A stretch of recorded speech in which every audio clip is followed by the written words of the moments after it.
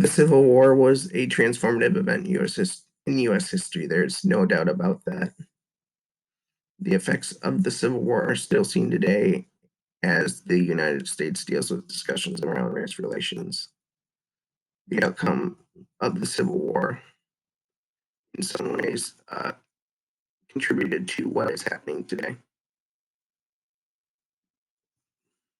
But how exactly were African Americans affected by the Civil War?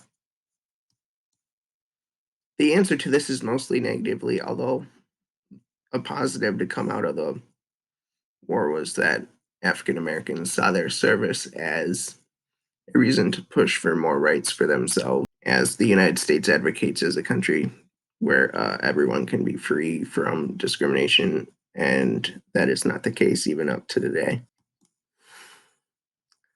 So discrimination was a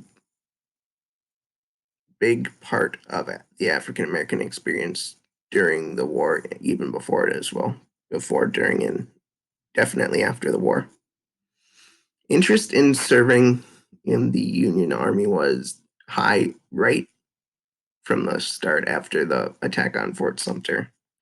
But African Americans, for the most, well, they were banned by a 1792 law that was still on the books.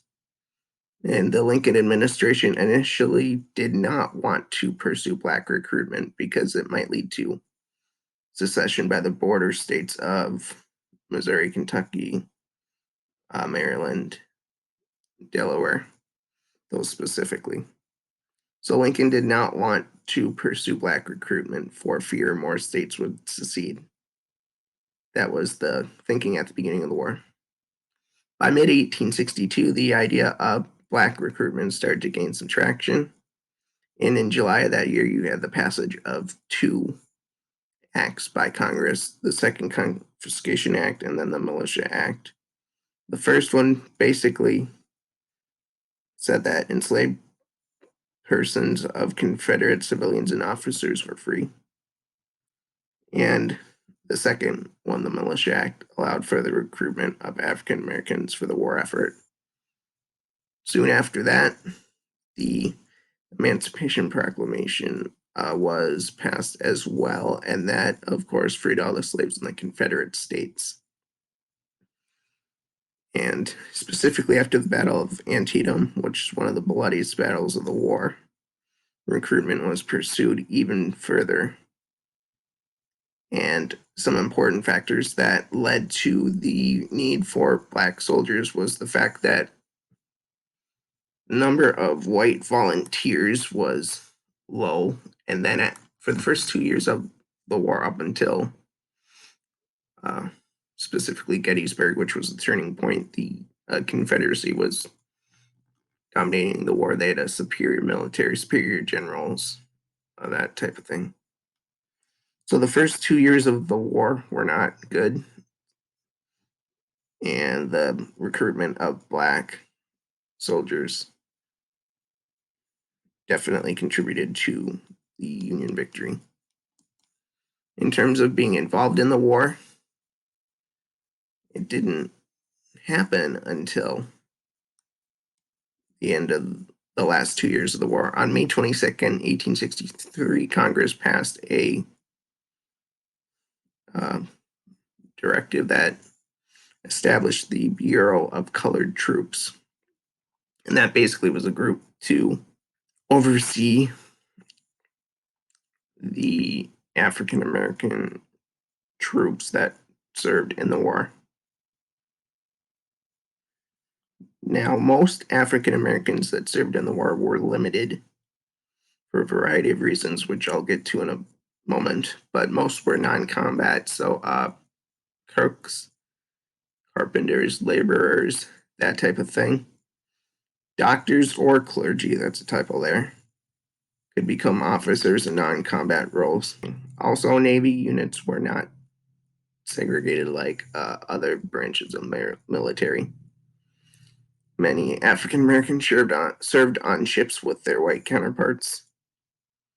Now, the reasons for the fact that black troops were limited in their involvement was, one, racism, the idea that African Americans could not be as good of soldiers as their white counterparts, and then the consequences that the Confederacy had for employing Black soldiers. And basically, that was that Black soldiers would get shot on the spot, as well as their commanders.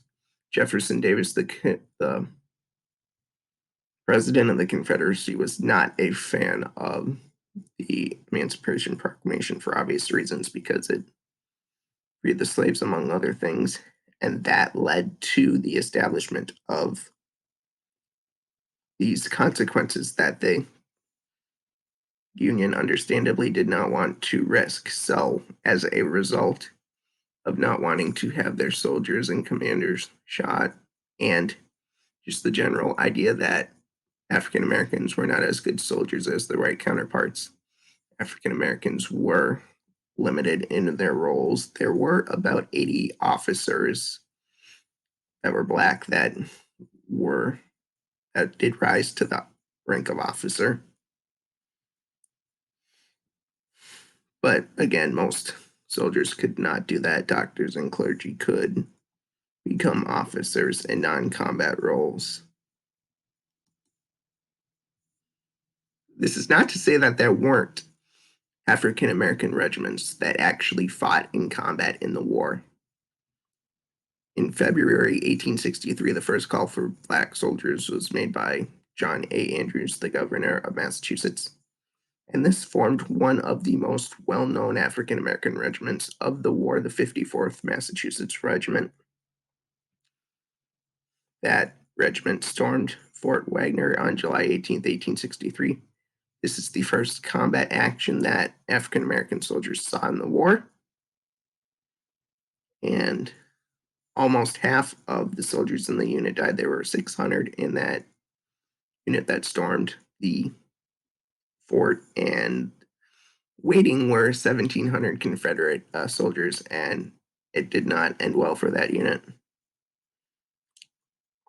This echoes a trend among African American soldiers. Some estimates say a third of all African Americans that enlisted in the war ended up losing their lives. And 40,000 Black soldiers in all died during the war, mostly due to disease. And this is the case all across the board. Most of the deaths coming from the Civil War were due to disease and bad medical care that, well, it wasn't necessarily bad medical care, but not as good as today's medical care that could prevent some of these diseases. There were disease outbreaks that would kill a lot of soldiers in the same unit. So again, there were African American regiments in the war. Several states actually recruited them. Massachusetts is one of those examples.